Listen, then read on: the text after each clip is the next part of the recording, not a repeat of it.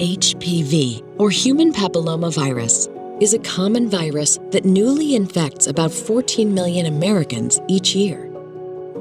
There are around 100 types of HPV, with nearly a third affecting the genitals of both men and women.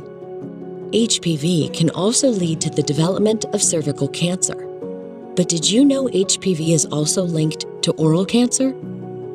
Medical oncologist Jessica Geiger, MD, explains how HPV can lead to oral cancer and how it's treated. So, one type of cancer that is often grouped in with oral cancer is HPV-related head and neck cancer.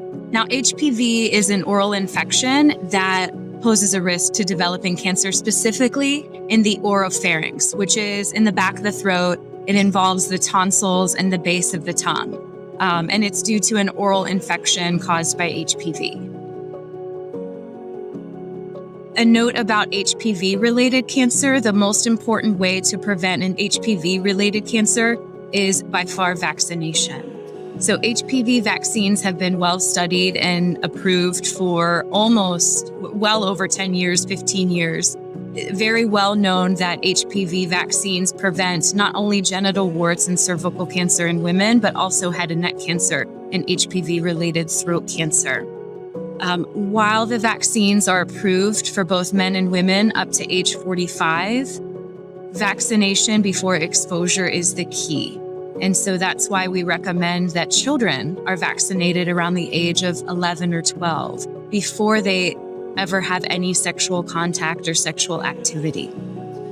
For many who contract HPV, the virus simply goes away and they never know they had it. For others, though, the virus can linger for years, even decades, before developing into cancer. While the cancer itself is slow to develop, it spreads quickly, often to the lymph nodes.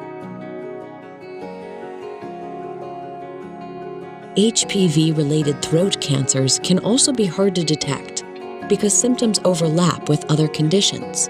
Those include, but aren't limited to, swelling in the neck, swollen lymph nodes, ear pain, painful swallowing, sore throat, and vocal changes. Once the cancer reaches the lymph nodes, those lymph nodes tend to swell. This is often the symptom that leads to a diagnosis. HPV-related cancer is often approached in the same manner as other head and neck cancers. We have surgery, we have radiation, and we have chemotherapy or other medicines that go all throughout the body to treat cancer. And we often do have to use a combination of 2 or more of those therapies in order to cure the cancer. The good news is that most people who develop HPV-related throat cancer respond well to treatment. Around 90% receive a favorable prognosis. Receiving the HPV vaccine, regular dental visits, and screenings are all essential parts of prevention and early detection that can keep you healthy.